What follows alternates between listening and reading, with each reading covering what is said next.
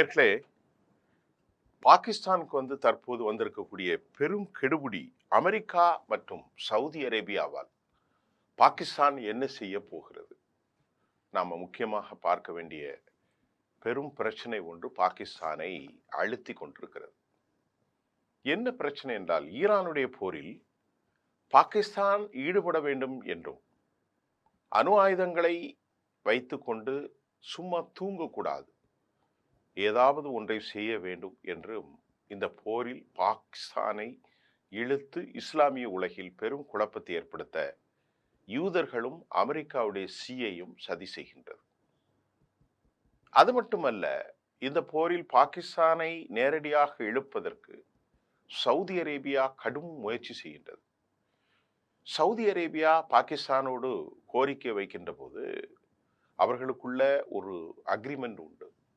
உனக்கு ஒன்று என்றால் நான் வந்து நிற்பேன், எனக்கு ஒரு நிலை என்றால் நீ வந்து நிற்க வேண்டும். இதுதான் பாகிஸ்தானுக்கும் சவுதி அரேபியாவுக்கும் உள்ள ஒரு அக்ரிமெண்ட். ஈரான் தாக்குதல்கள் நடப்பதற்கு முன்பு இஸ்ரேலுடைய அக்ரஷன் கடுமையாக இருந்தது. அவர்கள் ஏனைய நாடுகளை கோலான் குண்டுகளின் மூலம் சிரியாவிற்குள் நுழைந்தது, காசாவை துவம்சம் செய்தது. இப்படி ஒவ்வொன்றாக அவர்கள் செய்து கொண்டிருக்கிற போது, அகண்ட இஸ்ரேல் திட்டத்தை வைக்கின்ற போது, இங்கே இவர்கள் எல்லை மீறி போகிறார்கள் என்பதை உணர்ந்த சவுதி அரேபியா பெரும் பணத்தை கொடுத்து உதவிகள் செய்து பாகிஸ்தானுக்கு அக்ரிமெண்ட் போட்டாங்க. நாங்கள் அணு ஆயுதம் தயாரிக்க முடியாது, ஒரு காலம் எங்களுக்கு அணு ஆயுதங்கள் தேவைப்பட்டால் நீங்கள் தான் உறவு வேண்டும் என்ற அடிப்படையில் ஒரு அச்சுறுத்தக்கூடிய உலகின் கடைசி திட்டத்தை பாகிஸ்தானோடு முகமது பின் சல்மான் மன்னராட்சி கைச்சாத்திட்டது. இது நடந்து சில மாதங்களாயிருது. அந்த நிலையில் இந்தியாவில் அவர்கள் பாகிஸ்தான் இந்திய எல்லைக்குள் நடக்கின்ற போது, உனக்கு ஒரு ஆபத்தென்றால் நான் வந்து நிற்பேன், எனக்கு ஒரு ஆபத்தென்றால் நீ வர வேண்டும் என்ற அக்ரிமெண்ட் என்றால், இந்தியாவுக்கு காஷ்மீர் விவகாரத்தில் பாகிஸ்தான் நுழையும் போது சவுதி வருமா என்ற கேள்விக்கு தெளிவாக சவுதி அரசாங்கம், இந்த பிரச்சனையில் நாங்கள் தலையிடப் போவதில்லை, இதற்கெல்லாம் நாங்கள் வர முடியாது என்று அவர்கள் தெளிவான பதிலை அளித்ததின் மூலம் இந்தியாவோடு எந்த நிலையிலும் மோதல் இல்லை. அப்படி என்றால் உனக்கு ஒரு நிலை என்றால் நான் வருவேன் என்பது பொய்ப்பித்து போய்விட்டது. சரி, இப்போது நீ வர வேண்டும் என்று அழுத்தம் கொடுக்கிறார்கள். யாரை? பாகிஸ்தானை. பாகிஸ்தான் அவ்வளவு எளிதாக வர முடியாததற்கு காரணம், அந்த நாட்டில் 3 கோடியிலிருந்து 4 கோடி ஷியா மக்கள் இருக்கிறார்கள். உலகின் மிகப்பெரிய ஷியா தலமான தெஹ்ரான் இருக்கின்ற போது, அவர்களின் மீது அன்பும் பண்பும் பாசமும் கொண்ட இஸ்லாமிய மற்றொரு மத பிரிவான ஷியா முஸ்லிம்கள் 4 கோடி மக்கள், கிட்டத்தட்ட 20% அந்த நாட்டில் வாழ்கின்ற போது, 30% வாழ்கின்ற அந்த பெரும் சனத்தொகையை கலவரங்களில் ஈடுபட்டால் அதை சமாளிக்க பாகிஸ்தானிடத்தில் வல்லமை கிடையாது. இது முக்கியமான ஒரு காரணம். இரண்டாவது காரணம், பாகிஸ்தானில் பெரும் பொருளாதார நெருக்கடி, வறுமைகள் காணப்படுகின்றது. ஆகவேதான் IMF-இல் 4 பில்லியன் US$ கடனை அவர்கள் தற்போது பெற முயற்சிக்கும் நிலையில் பாகிஸ்தான் பொருளாதாரம் இதற்கு ஒப்புக்கொள்ளவில்லை. அதே போன்று பாகிஸ்தானில் ஒரு ஸ்டேபிள் இல்லாத இராணுவ ஆட்சி அசீம் முனீர் தலைமையில இருக்கிறது. சர்ஃபஸ் நவாஸ் இவர்கள் தீவிர அமெரிக்க ஆதரவாளராக இருந்த போதும் அமெரிக்கா இவர்களுக்கு தற்போது அழுத்தம் கொடுக்க முயற்சிக்கின்றது. இன்னும் கட்டமைப்புகள் உருக்குலைந்திருக்கிற பாகிஸ்தானில் ஆப்கானிஸ்தான் போரின் மூலமாக பெரும் பின்னடைவை அவர்கள் சந்தித்திருக்கிறார்கள். ஆக பாகிஸ்தான் எல்லையை பகிர்ந்து கொண்டாலும், ஆப்கானிஸ்தானோடு இந்த பக்கத்தில் ஈரான் போன்ற நாடுகள் பக்கத்தில் இருந்தாலும், ஈரானை அவர்கள் இழுத்துவிட்டு வேடிக்கை பார்க்க அமெரிக்காவும் யூதர்களும் சவுதி அரேபியாவும் போடுகிற திட்டத்தை குறித்து நாம் இப்போது பேசிக்கொண்டிருக்கிறோம். இன்னொரு முக்கியமாக நாம் பேச போறோம். டொனால்ட் ட்ரம்ப் தனது வழக்கமான பாணியில் 48 மணி நேரம் ஒரு கெடு விதித்துள்ள நிலையில, ஈரான் ஒருவேளை தனது போக்கை திருத்திக் கொள்ளாவிட்டால் அந்த நாட்டினுடைய மின்சார கட்டமைப்பு மற்றும் முக்கிய வளங்கள் மீது அமெரிக்கா தாக்குதல் நடத்தக்கூடும் என்று அமெரிக்க தரப்பிலே எச்சரிக்கப்பட்ட நிலையில்தான் அமெரிக்காவின் நட்பு நாடுகளான சவுதி அரேபியா, ஐக்கிய அரபு அமீரகம் மற்றும் கத்தர் ஆகிய நாடுகளின் பாதுகாப்பு குறித்து பலமான கேள்விகள் எழுந்திருப்பது நம்ம இதை பார்த்துக்கிட்டு தான் இருக்கோம்.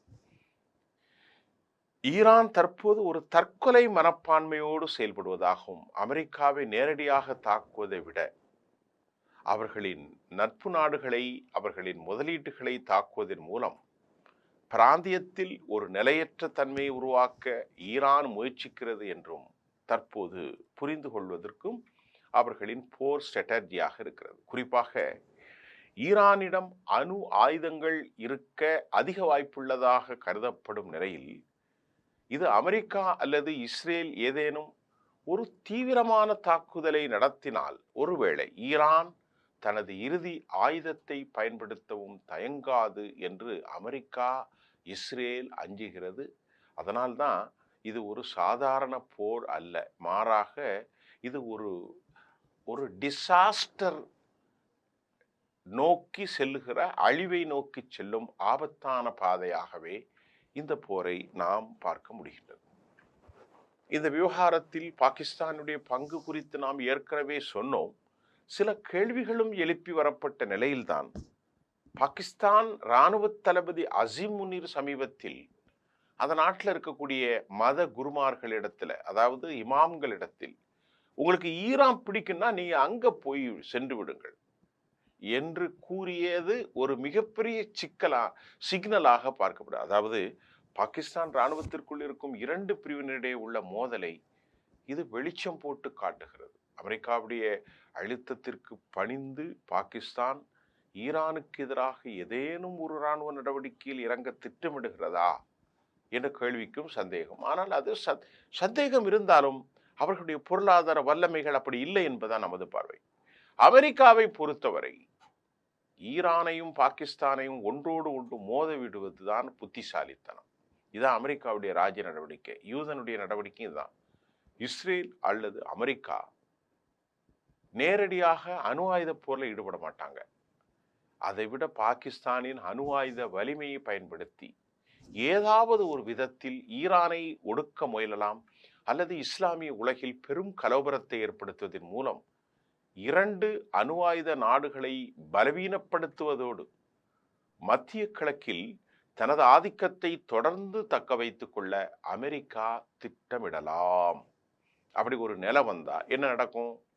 இது இஸ்லாமிய நாடுகளுக்கு இடையே உள்ள ஒற்றுமையை சிதைத்துவிடும். அது ரொம்ப முக்கியமான விஷயம். இதுதான் அமெரிக்காவுடைய டார்கெட். அவர்கள் பிரிக்கப்பட்டு வருவார்கள். ஒரு புதிய பிராந்தியத்தில் ஒரு அதிகார மோதல் உருவாகும். இதை அமெரிக்கா விரும்புகிறது. இந்த நிலையில் சர்வதேச மோதல்களுக்கு மத்தியில் இந்தியாவுடைய நிலைப்பாடு மிகவும் கவனமாக இருக்க வேண்டும் என்றும் வலியுறுத்தப்படுகிறது. இந்திய பெருங்கடல் சீனா மற்றும் அமெரிக்காவின் ஆதிக்கம் குறையும் பட்சத்தில் இந்தியா அந்த இடத்தை தக்க வைத்துக் கொள்ளும் ஒரு வாய்ப்பு உருவாகும். அப்படி செய்தியும் வருகிறது. அது மாதிரி இல்லாம அந்தமான், நிக்கோபர் போன்ற நாடுகளின் திட்டங்கள் மூலம் இந்தியா தனது கடல்சார் வலிமை அதிகரித்து வரும் நேரத்தில் சர்வதேச போர்களில் இந்தியா நேரடியாக ஒருபோதும் தலையிடாது. தனது உள்நாட்டு பொருளாதாரத்தை வலிமைப்படுத்துவதும் பிராந்திய பாதுகாப்பை பலப்படுத்துவதும் தான் இந்தியாவின் தற்போதைய நோக்கமாக இருக்கிறது. இந்த சிறந்த வியூகம்தான் இந்தியாவை எந்த போரிலும் யாரோடும் சேராமல் அவர்கள் கவனமாக இருக்கிறார்கள். நாம் சீனாவை ஒரு விஷயத்துல பார்ப்போம். சீனாவை பொறுத்தவரை இந்த மோதல்கள் அதற்கு ஒரு பெரிய பின்னடைவு தான். சீனாவுடைய பெல்ட் அண்ட் ரோடு போன்ற கனவு திட்டங்கள் நிலையற்ற தன்மையால் முடங்குவதற்கு வாய்ப்புள்ளது. பாகிஸ்தானில் ஏற்பட்டுள்ள குழப்பங்கள் சீனாவிற்கு பெரும் தலைவலியை தந்துள்ளதாக ஒட்டுமொத்த பார்வை இருக்கிறது.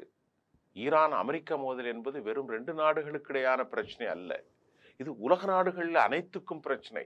உலக வரிசை அமைப்புகளை முற்றிலுமாக மாற்றி அமைக்கப் போகிற ஒரு பிரச்சனை. இது உலக வரலாற்றின் திருப்பம். இது அடுத்த போருக்கும் களம் அமைக்கலாம். ஏனென்று சொன்னால் இன்றைய நிலையில் இஸ்லாமிய நாடுகளை தாக்கிக் கொண்டே இருக்கிறார்கள். சவுதி அரேபியா சொன்னது, நீங்கள் முஸ்லிம்கள் ஒரு முஸ்லிமை தாக்கக்கூடாது, ஒரு இஸ்லாமிய நாடு மற்றொரு இஸ்லாத்தை தாக்கக்கூடாது என உலகத்திற்கு பரப்புரை செய்யக்கூடிய ஈரான் எங்கள் கட்டமைப்பையும் தாக்குவது இஸ்லாத்துக்கு எதிரானது, அடிப்படைத்துவமான அகீதா கொள்கை முரண்களானது என சவுதி அரேபியா கடும் கண்டனத்தை தெரிவித்தது. இந்த நிலையில்தான் அவர்கள் என்ன சொல்கிறார்கள், நாங்கள் முஸ்லிம்களையோ அல்லது எந்த பொதுமக்களையும் கொலை செய்ய விரும்பவில்லை, அந்த நாட்டில் இருக்கக்கூடிய சிட்டிசன்ஷிப் யாரையும் நிறுத்தவில்லை, அந்த நாட்டிலே பல்லாயிரக்கணக்கான கிறிஸ்தவர்கள் யூதர்கள் யாரையும் நாங்கள் கொல்லப் போவதில்லை. எங்களுடைய டார்கெட், நீ எவ்வளவு காலம் அமெரிக்காவுக்கு ஆதரவு கொடுத்து கொண்டிருப்பாய், அமெரிக்காவுடைய மத்திய தரைக்கடலில் இருக்கக்கூடிய எல்லாம் காலி செய்யும், இதுதான் முக்கியம். அவங்களுடைய கண்டிஷனே அதுதான். ஆகவேதான் இன்று தடமாறி போய் நிற்கின்றார்கள். அது மட்டுமல்லாமல் அவர்கள் சொல்லுகிறார்கள், இஸ்லாமிய அடிப்படை என்றால் ஒரு நாட்டில் எல்லா கூத்து நடக்குது, குடி நடக்கிறது, விபச்சாரம் நடக்கிறது, இது அமெரிக்காவுடைய ஆட்கள் அங்கே உட்கார்ந்து கொண்டு வேடிக்கை பார்க்கிறார்கள், அதனால் இதையெல்லாம் நாங்கள் கேட்க தயாராக இல்லை என்றுதான் அவர்கள் திருப்பி அடி என்று சவுதி அரேபியாவை அடிக்கிறார்கள். மிக கொடூரமான தாக்குதலை யுனைடெட் அரபு எமிரேட்ஸ் அமீரகம் பெற்றிருக்கிறது. பாகிஸ்தான் இழுத்து விடப்பட்டாலும் பாகிஸ்தான் வராது, ஏனென்றால் அவர்கள் வருவதற்கு அவர்கள்ட்ட தகுதி கிடையாது. ஆனால் அமெரிக்கா பணத்தை கொடுத்து அவர்களை இழுக்கலாம். 5 பில்லியன் தருகிற, நீ வான்னு. ஒருவேளை பாகிஸ்தான் ஈரானில் வந்தால் சிக்கப்பட்டு கொண்டு போய்விடுவார்கள். பாகிஸ்தானில் ஒரு பெரிய அளவில் ரிவோல்ட் வெடித்து போய்விடும். இதெல்லாம் இருக்கிறது. இதான் இன்னைக்குள்ள செய்தி. மீண்டும் அடுத்த செய்தியில் நான் உங்களை சந்திக்கின்றேன். நன்றி.